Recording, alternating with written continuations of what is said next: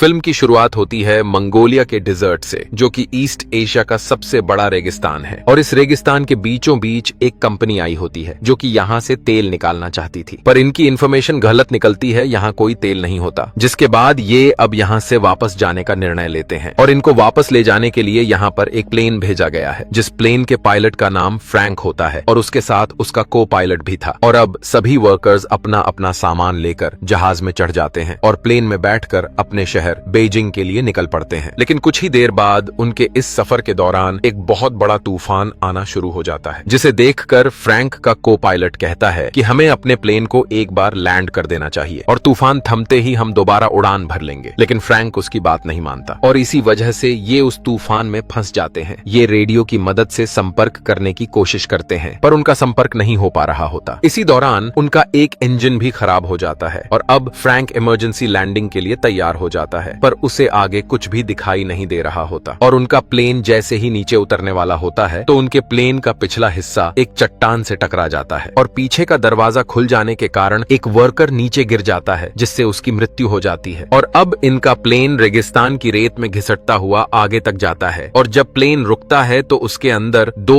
और वर्कर्स की मृत्यु हो चुकी होती है। लेकिन अब ये इस खतरनाक रेगिस्तान में फंस चुके हैं, जिसके बाद ये अपने खाने की सप्लाई को चेक करते हैं, जहां इन्हें पता चलता है कि इनके पास 1 महीने का खाना है। पर तभी इनमें से एक आदमी कहता है कि मैं चलकर इस रेगिस्तान से बाहर निकल सकता हूँ, क्योंकि मैंने बहुत सी जगहों पर हाइकिंग और ट्रैकिंग की हुई है। लेकिन बाकी लोग उसे समझाते हैं कि यह जुलाई का महीना है, जो रेगिस्तान में सबसे अधिक गर्म होता है और तुम इस गर्मी में जिंदा नहीं बच पाओगे। सभी उसे समझाते हैं कि तुम्हें रास्ता भी नहीं पता है, इसीलिए तुम इस रेगिस्तान में गोल गोल घूमते रहोगे। और यह बात उस आदमी को समझ आ जाती है। अब उसी रात जब ये सभी सो रहे होते हैं तो बाहर तूफान के कारण मौसम खराब हो जाता है और तभी इनमें से एक आदमी, जिसका नाम जॉन डेविस होता है, वह बाहर टॉयलेट करने के लिए निकलता है। लेकिन तभी उसका पैर एक पत्थर से टकरा जाता है, जिसकी वजह से वह रेत में लुढ़कता हुआ नीचे गिर जाता है और तूफान में अब उसे कुछ भी दिखाई नहीं देता, जिससे वह रास्ता भटक जाता है। और अब जब सुबह सभी वर्कर्स उठते हैं तो वे देखते हैं कि उनका एक साथी गायब है। वे उसे चारों तरफ ढूंढने की कोशिश करते हैं, पर उसका कुछ भी पता नहीं चलता। इसीलिए यहाँ जो लेडी होती है वह पायलट के पास जाती है और उससे पूछती है कि क्या हमें यहाँ से कोई बचाने भी आएगा या नहीं, जिस पर पायलट कहता है कि इसका कोई पता नहीं, जिससे लड़की थोड़ी उदास हो जाती है, क्योंकि हम अपने रास्ते से पूरी तरह भटक चुके हैं। इसीलिए अगर हमें यहाँ से कोई ढूंढने भी आएगा तो वह हमें नहीं ढूंढ पाएगा। और अब सभी की उम्मीदें भी टूटने लगती हैं कि कोई भी उन्हें यहाँ से लेने के लिए नहीं आएगा। इसीलिए इनमें से 2 लोग यहाँ से पैदल निकलने का निर्णय लेते हैं, पर जब वे अपने साथ पानी ले जाने लगते हैं तो पायलट उनसे कहता है कि यहाँ से पानी कोई भी नहीं ले जाएगा। जिसके बाद पानी को लेकर इनके बीच झगड़ा होना शुरू हो जाता है, जिस वजह से उनका पानी भी गिर जाता है। पर यहाँ पर एक आदमी होता है जिसका नाम एलियट होता है। वह इनसे कहता है कि मेरे पास एक आइडिया है जिससे हम सबकी जान बच सकती है। मैं कई दिनों से इस प्लेन को ऑब्जर्व कर रहा हूँ कि हम इसके पुर्जों को जोड़कर एक दूसरा प्लेन बना सकते हैं, क्योंकि एलियट पहले प्लेन बनाने वाली कंपनी के साथ काम करता था। और अब सभी के मन में एक उम्मीद जागने लगती है। वे उसकी मदद करने के लिए तैयार हो जाते हैं, लेकिन पायलट उसकी बातों से सहमत नहीं होता। वह कहता है कि ऐसा करना नामुमकिन है। और अगले दिन इनमें से एक आदमी वहां से निकल जाता है, पर वहां जो लेडी होती है वह उसे ढूंढने के लिए उसके पीछे जाने लगती है। लेकिन पायलट उसे रोकता है और खुद उस आदमी के पीछे निकल जाता है। वह उस चट्टान तक पहुंच जाता है जहां उनका प्लेन टकराया था और वहीं पर उसे उस आदमी की लाश भी मिलती है जो प्लेन से गिर गया था, पर उसके शरीर पर उसके कपड़े नहीं होते और वहां पर कुछ गोलियों के कवर भी पड़े होते हैं। और तभी उसे वह आदमी भी मिल जाता है जो यहाँ से जाने वाला था और वह कहता है कि मैं इस लाश से अपनी घड़ी लेने आया था जो इसने मुझसे ली थी, पर इसके पास वह घड़ी नहीं है, जिसका साफ मतलब है कि हमारे अलावा यहाँ कोई और भी है। अब ये दोनों उस जगह पर आ जाते हैं जहाँ इनके बाकी साथी होते हैं और अब पायलट भी उनके साथ प्लेन बनाने के लिए तैयार हो जाता है। इसके बाद ये लोग प्लेन बनाना शुरू कर देते हैं। ये दिन में काम नहीं करते क्योंकि यहाँ बहुत ज्यादा गर्मी होती है, बल्कि ये रात में काम करते हैं। लेकिन इनकी परेशानी तब बढ़ जाती है जब उनका वह तेल जिसे ये आग जलाने और प्लेन उड़ाने के लिए रखे हुए थे, उस पर वेल्डिंग करते समय चिंगारियां गिर जाती हैं और वहां एक जोरदार धमाका हो जाता है। हालांकि इस ब्लास्ट में किसी की जान नहीं जाती, लेकिन इनका सारा का सारा तेल बर्बाद हो जाता है। अब इनके पास उतना ही तेल बचा होता है जिससे ये बस एक बार उड़ान भर सकते हैं और यहाँ से निकल सकते हैं। अब ये लोग अब रात के बजाय दिन के वक्त काम करते हैं, लेकिन दिन में बहुत ज्यादा गर्मी होती है। फिर भी ये हिम्मत नहीं हारते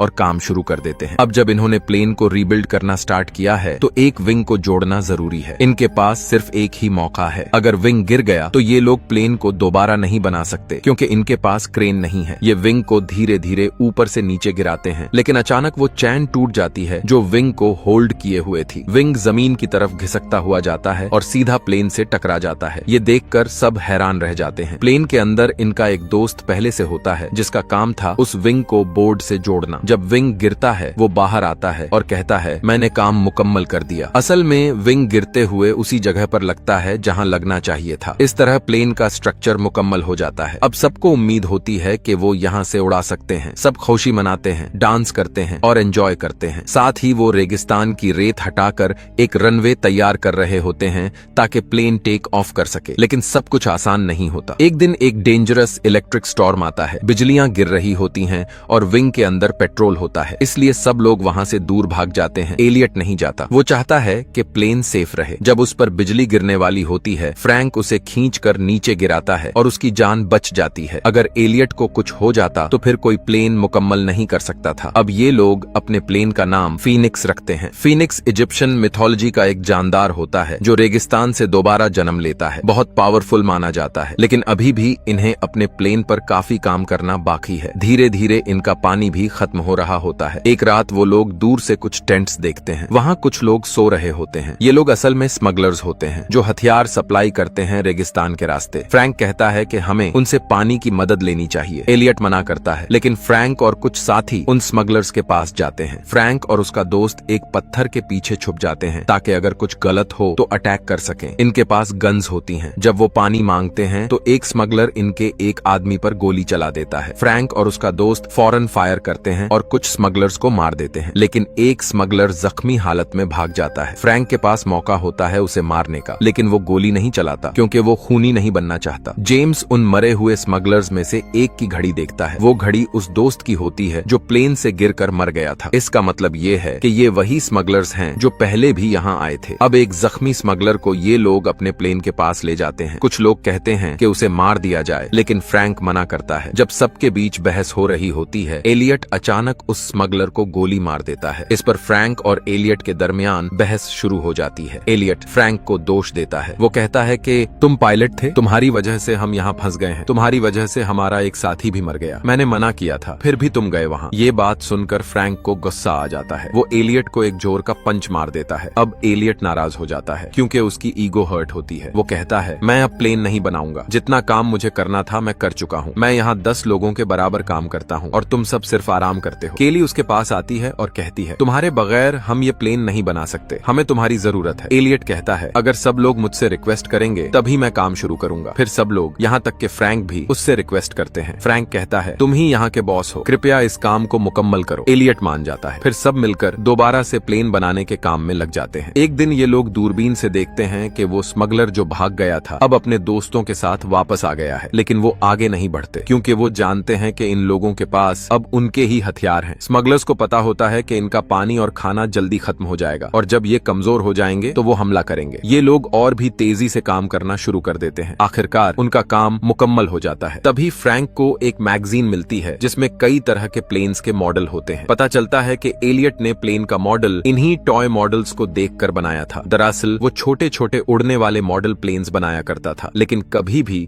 एक बड़ा रियल प्लेन नहीं बनाया। ये सुनकर सबको गुस्सा आ जाता है, खासकर अयान को। वो एलियट के सर पर गन रख देता है और कहता है तुम हमें बेवकूफ बना रहे थे, ये प्लेन कभी नहीं उड़ेगा, तुमने पहले कभी इतना बड़ा प्लेन बनाया ही नहीं। लेकिन एलियट कहता है मुझे यकीन है ये प्लेन उड़ेगा। हाँ, मैं छोटे रिमोट कंट्रोल्ड प्लेन्स बनाता था, लेकिन उनमें बैलेंस ज्यादा जरूरी होता है। फ्रैंक अयान को रोक लेता है। तभी तूफान आ जाता है। जब तेज हवाएं चलती हैं तो प्लेन अपने आप हल्का हल्का हवा में उठने लगता है। सब समझ जाते हैं कि ये प्लेन सच में उड़ सकता है। उनके दिलों में जो उम्मीद मर चुकी थी वो फिर से जिंदा हो जाती है। लेकिन ये रेगिस्तान का तूफान था जो प्लेन को पूरी तरह से रेत में ढांक देता है। तूफान के बाद सब उदासी में चले जाते हैं। फ्रैंक कहता है हमने इससे मेहनत से बनाया है और हम इससे यहाँ से उड़ाकर ले जाएंगे। सब लोग मिलकर प्लेन को रेत से निकालते हैं और खींचकर उस जगह ले जाते हैं जहाँ रेत नहीं होती। वो लोग प्लेन को स्टार्ट करते हैं। प्लेन स्टार्ट होता है लेकिन तुरंत बंद हो जाता है। बहुत बार ट्राई करते हैं और आखिरकार प्लेन चल पड़ता है। प्लेन का इंजन गरजता है। स्मगलर्स इसकी आवाज सुनकर घोड़ों पर हथियार लेकर